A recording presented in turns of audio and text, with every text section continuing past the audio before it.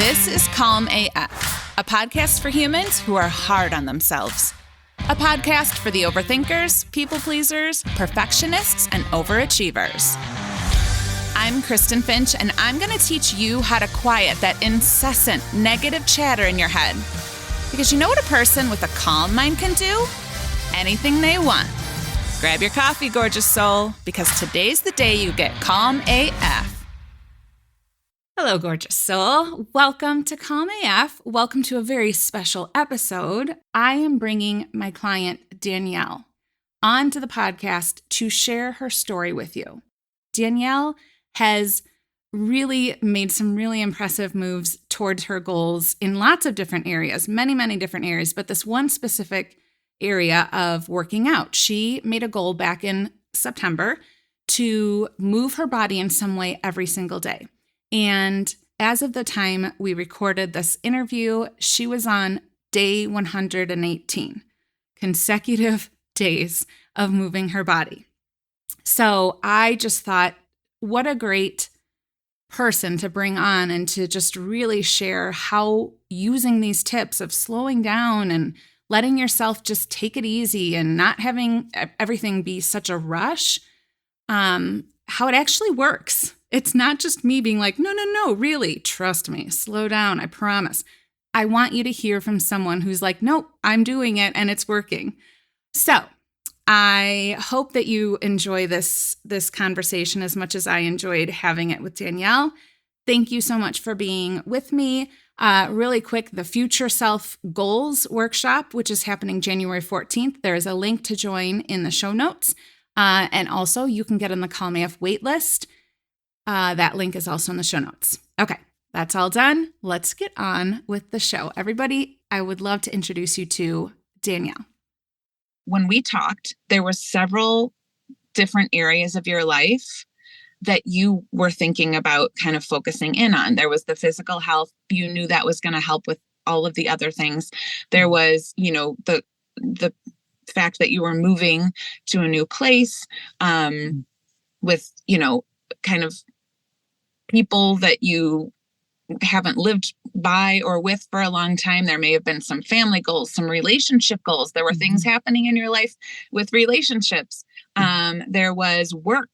All of these were different areas also that were competing for, what are we going to pick? Where are we going to start? And starting with your physical body and having this where 118 days later, you are still focused on this. So would you say that just focusing on this one bucket, you have also seen changes in other areas, even though you weren't hyper-focused on those areas? Definitely. Because part of my daily morning routine is that setting the morning intention. And that's where I check in with myself and kind of decide what I think the workout's going to be for the day, whether it's going to be big or small. But then it also gives me time to reflect on what else is happening in my life and how do I feel about those things.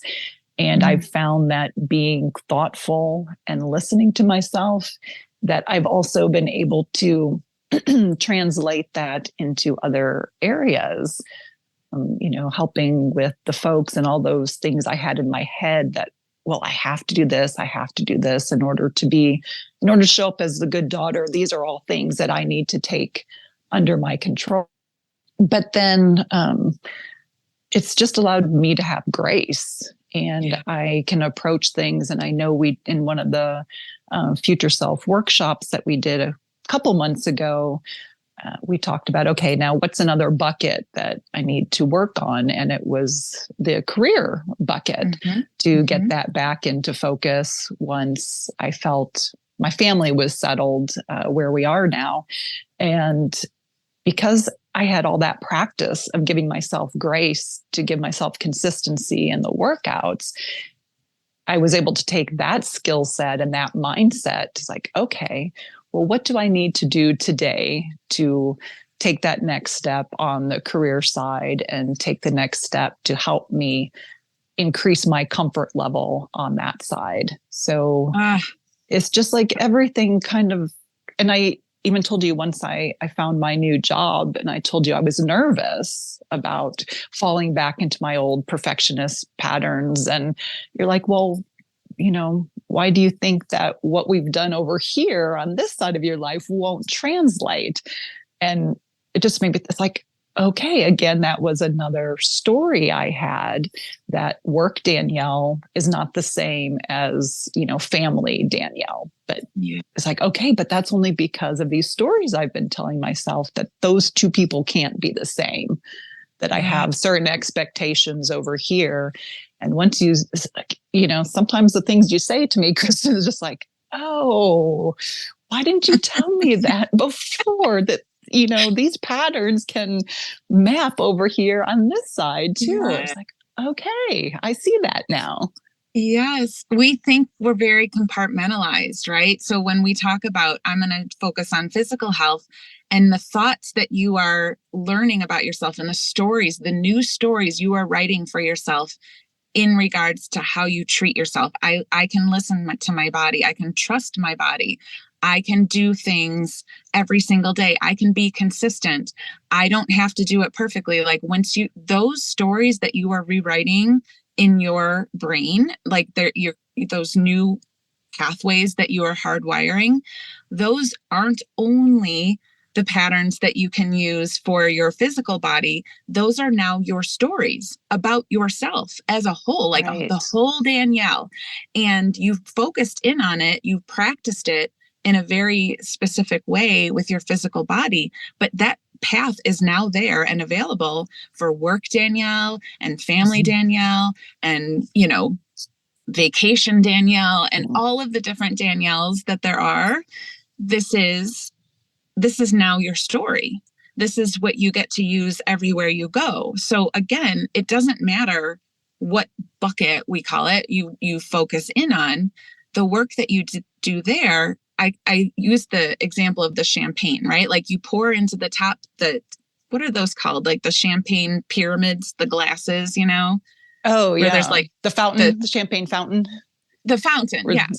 So you pour into the top glass and you overflow it and it flows into all of the other glasses. This is what's happening when we are rewiring one story. It's like, it's not just for that bucket, it's for everything. And so the fact that now you kind of switched that focus, even though you are still 118 days in with that first goal, it doesn't mean when you switch to another area that you're like, well, now that's gone and now I don't do that anymore. Like this is now you are Danielle who works out every day. And that's just who you are now. And so it's safe for you to let that be a habit and move on to work. And as soon as you moved on to work, you're like, I'm going to go back into these old habits. No, like there's no reason why that needs to be a thing. You just get to be, Danielle who works out every day and gives herself grace and compassion, no matter what that looks like, where she's still going to give her best, but her best can look very different from day to day. That can be Danielle at work too. And she doesn't have to stay late and she doesn't have to work on the weekends and she doesn't have to, she can do her best and it can look differently on different days. That kind of leads to a conversation that we had in one of our recent small group coaching sessions where you were like, okay, so I'm like at day 100 and I think it was 111 or something that day. Yeah. And you're like, starting to feel like it's a little boring, starting to feel like I'm kind of like it's stalled out, that I'm doing this every single day. And can you share what I told you about that? That is actually the goal, that once you set up consistency, it does become second nature. And you said a really good analogy for me, like, well, brushing your teeth, like it's not an exciting thing, but you do it every day. You've committed to brushing your teeth and you just know you're going to do it. And it maybe isn't glamorous today or anything, but it's a pattern that you've taken for your health and for something that you need. And so it's like, oh, and so then again, it's like about accepting that it's okay to not have 5,000 things like grabbing your attention. Like it's okay to sink in and just appreciate this feeling of, yeah, I'm at day 118.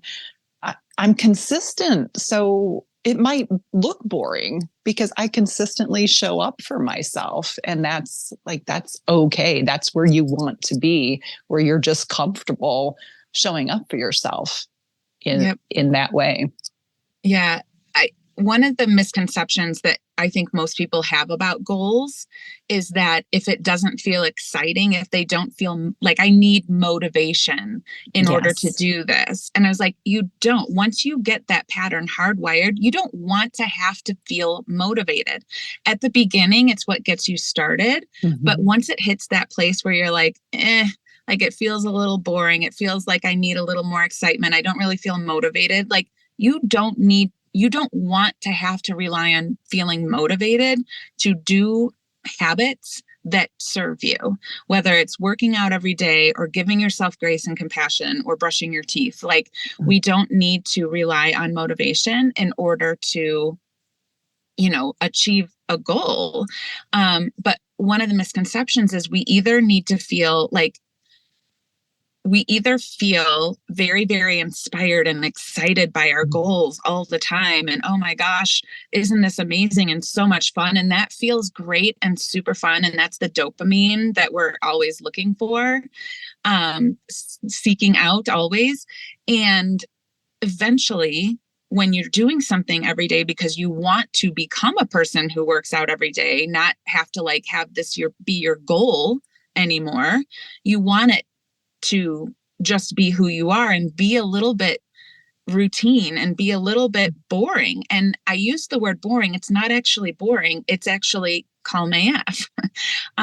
One of the surprises I think people find about this Calm AF program is we use the word boring only because we're used to it being like, I need to be excited or I need to be on the floor in defeat. Like those are the only two options.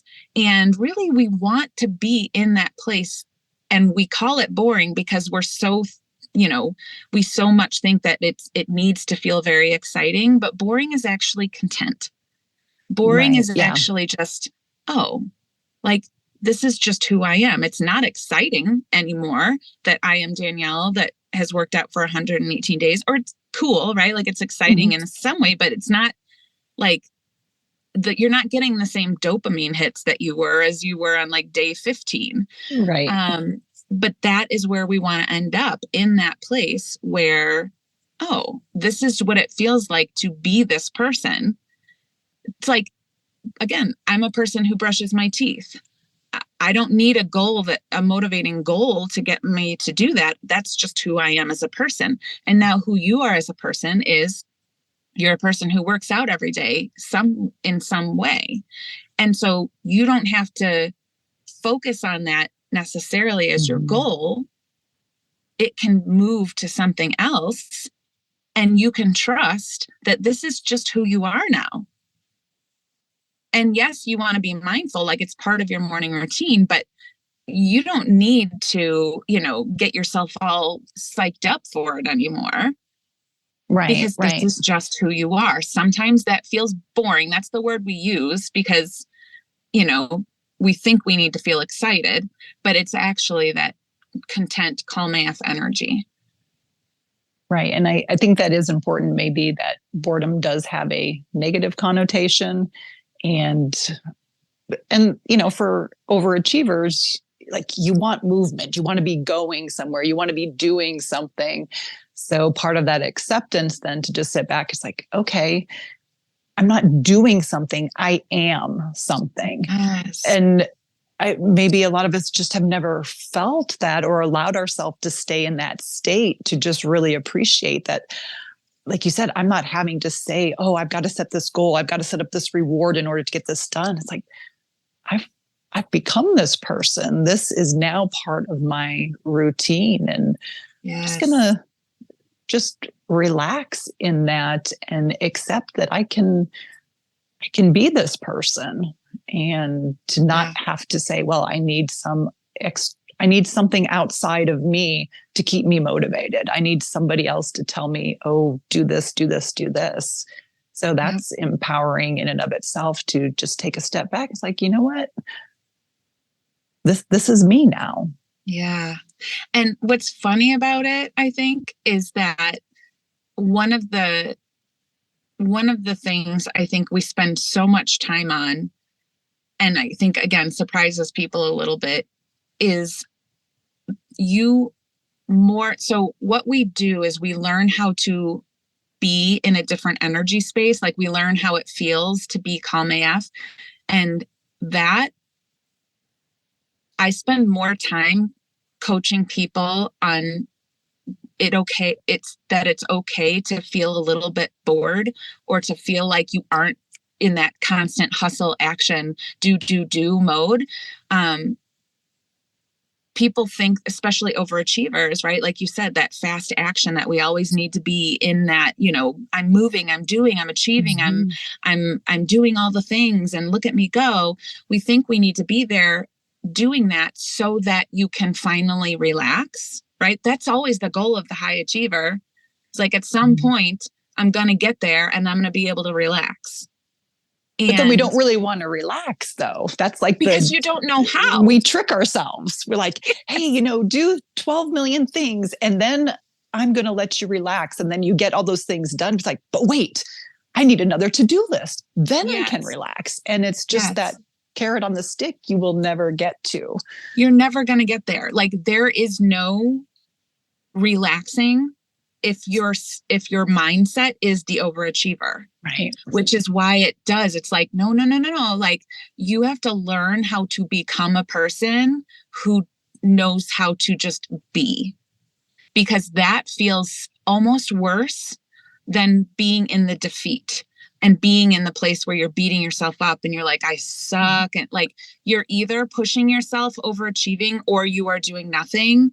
Those are the places that you are used to, which is why this, being in the program and all of the work that we do, we're really learning how to be the person that knows how to relax and to sit in the feeling of like slowing down, even though everything in your body is like, shouldn't I have another to-do list started by now?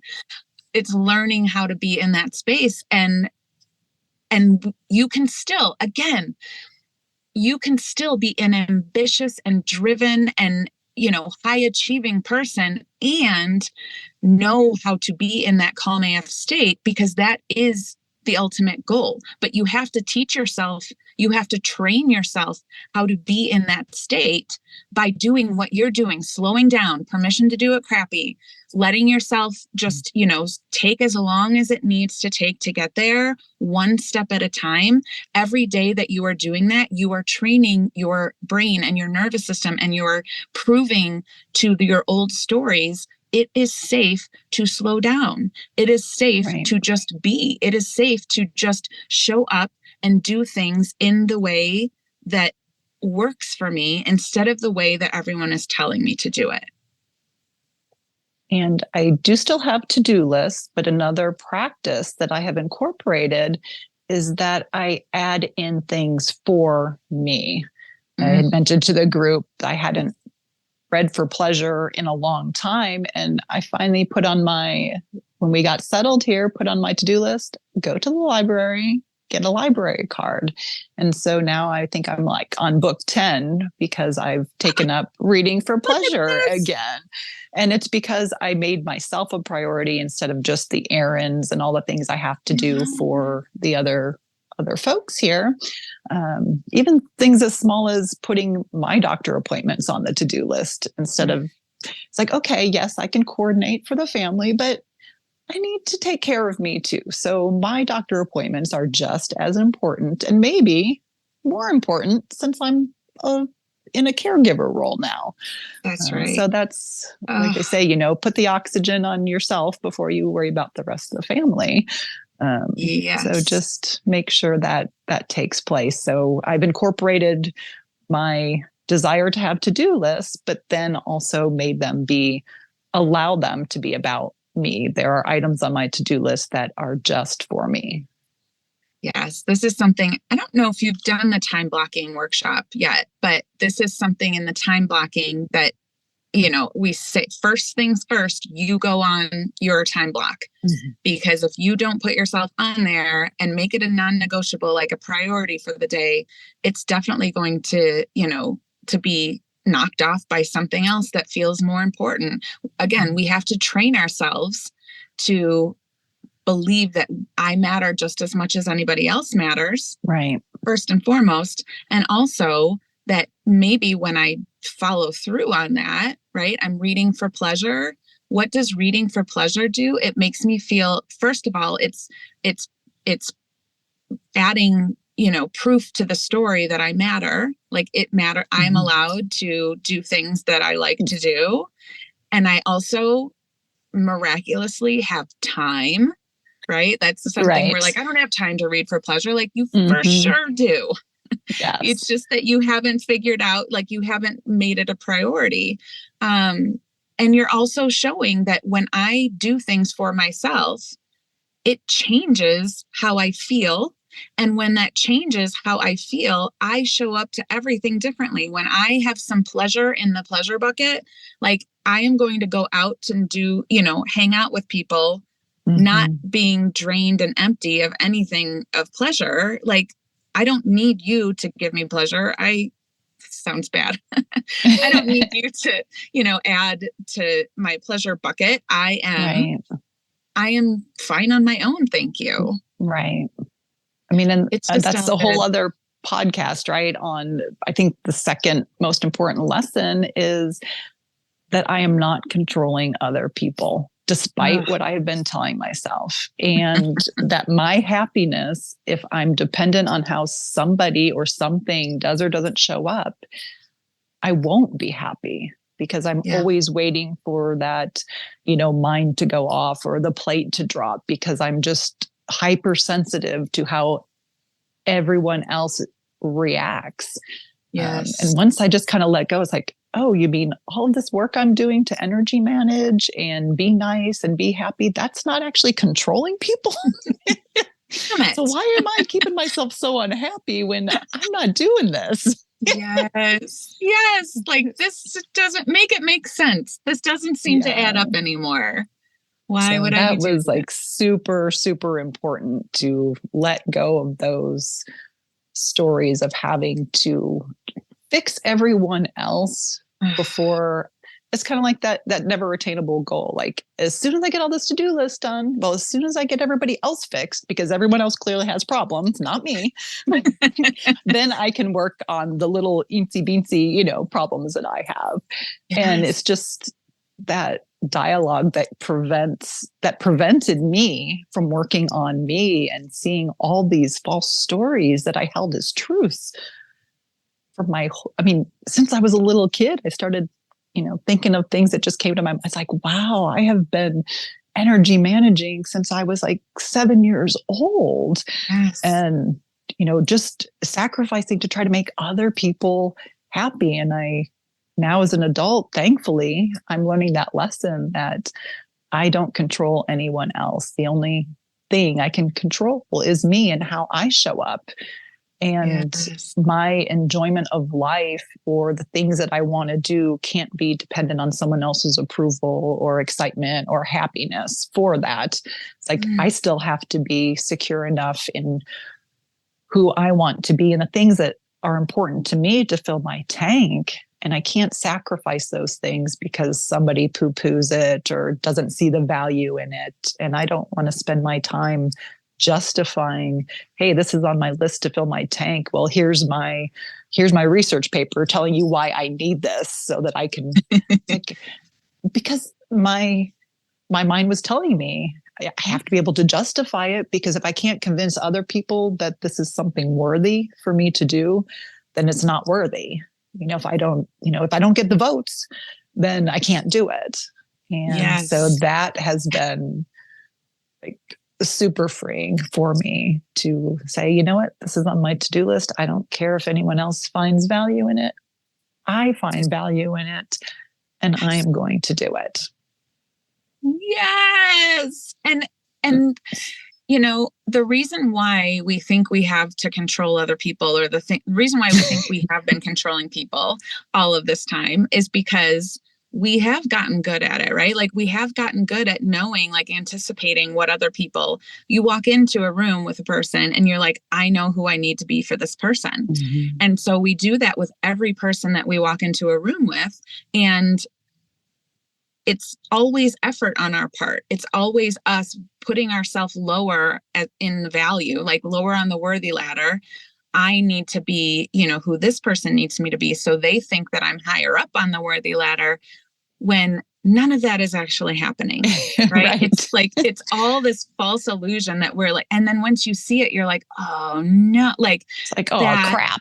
yes. What have I been doing for the last 50 years? Oh, what have I been doing all of these years?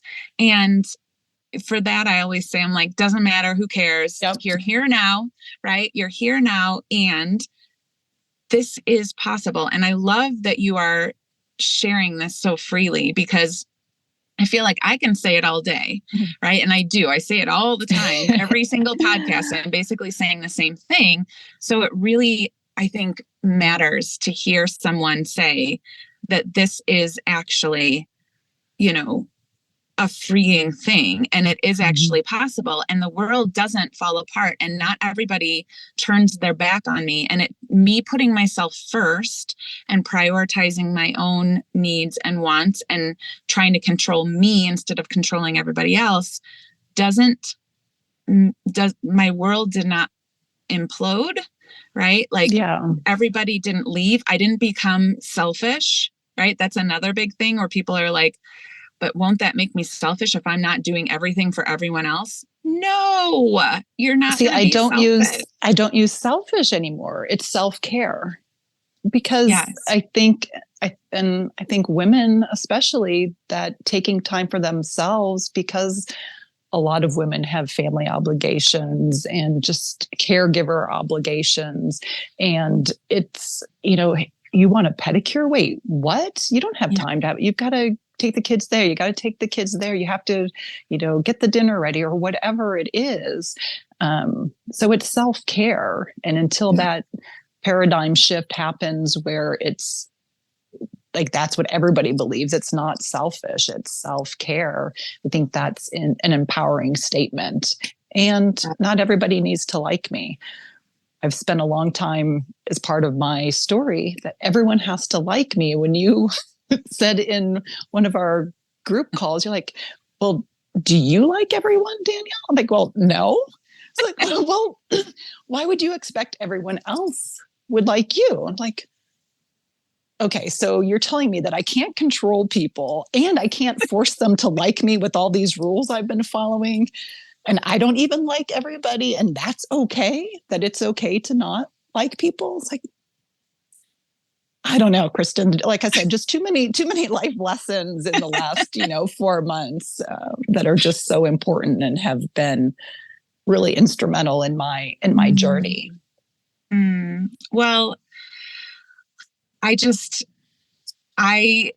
always feel just anyone who is open to hearing it, right? I'm always like, yay, come here and let me tell you all the things. And now you take what you can from it.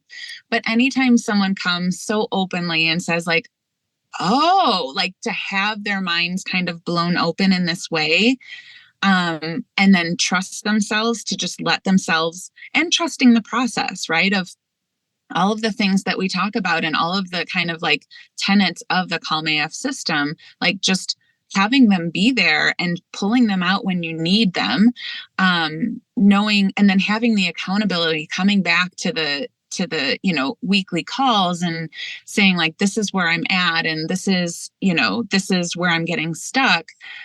I think anytime someone comes and really just kind of opens themselves up to the possibility that this is possible, let me just see what happens. I think this is what's possible, right? Like everything can change pretty quickly, even though the whole goal is like, we just do this slow, we take our time, but like all of these life lessons in 4 months, it happens quickly when we let ourselves just slow down and just take our time and know that there's no urgency necessarily. Do we want to get there overnight? Of course. That's, again, society tells us instant gratification is what we're after, but it's going against everything in us. Like, our nervous system is not wired for that. That's not how neural connections are formed and hardwired by overnight progress. It is this just letting things sink in, but knowing that when you come to me and you're open and you're like, oh, I don't have to believe all these. Let me go and see what it feels like to live my life without believing all of these stories. The progress does happen faster than you think it's going to, because you're letting yourself slow down, and you're not trying to race against anything. So 118 days of you following this one goal is because you let yourself slow down, and it allowed you to go farther, faster than any time else in the past that you've tried to set a goal like this for yourself. So I just want to say thank you. The reason why I wanted to have you on the podcast, and, I see this in so many of my clients, your story happened to work well for kind of this goal, tips that I've been talking about on the podcast the last few weeks. But your story is so, so inspiring, because it is, I don't want to say boring, but it's like, it's not like, oh my God. And then here's what happened. And then it's just, here is how my life has changed in 4 months by doing these really slow, daily, tiny 10 minutes in the morning. And then, my workout, like, that's it. And this is where I've gotten. I love your story so much. And it's like such an honor for me to get to just be any part of it at all. Well, I just can't thank you enough. I'm glad I found Calm AF podcast. Glad I happened to hear that episode. That was just a little bit of a fire I needed to sign up. And I'm excited to look back at all the life lessons up to 118. And I just know, like, what else am I going to learn when I'm on day 200? I don't even have the capacity right now to understand all these. As I like you said, slow down and listen, then you're just more receptive to, the things I hear on the podcast, the things I get in the daily love letters from you, and just talking with other folks and hearing their stories and being like, hey, okay, I see that in me too. And so I get that benefit, from the group calls as well, because even though our journeys are different, it's like that mindset that's holding us back. And so we're all working through different things at different times. But I think a lot of it comes back to that root of, instead of, I wish I could do, no, I will do small incremental changes, or I can't. But now we say, well, I can't yet, but I know with these small incremental changes, I can. Yes. And I do think that is a brilliant point that I think also a lot of people don't believe, is being in a group with other people. And your group is a very diverse, everyone is kind of different places in their lives and working on different areas and different buckets, we'll say, of their lives. But the truth is, and this is, I always say, it's like the little, like, obvious secret of Calm AF is, like, everything that I talk about on the podcast, every time we are in a coaching session, no matter what it looks like, we are all actually working on the exact same thing, right? No matter what it looks like externally, everything comes back to this, right? It's like, we do it crappy. We let ourselves take our time. We change our stories. Like, we're all doing that. So it doesn't matter if someone is talking about, like, oh, I'm, starting to date, and that's not on your radar, like that. It doesn't matter. Like, you're still getting the same lesson and coaching from someone talking about their dating life to you working on, showing up every day for your goals, or being, taking care of your parents. It doesn't matter what the external circumstances, like whatever you are getting from those groups is seeing like, oh, this person also is struggling with believing that they're allowed to slow down, like that they don't have to think. It's so easy to see it in other people. And so I think that has been, and your group is so fun, like such a fun group. They're all great, but like, it's a great group. So I love that you mentioned that too, because, we think that we need someone to specifically talk about us and our own little tiny external problem that we're trying to fix, but it's very universal, right? Like we're all working on the same thing. Yeah. And I would just say in ending it, I had this thought pop in my head and it's going to date me a little bit, but I think of the Karate Kid.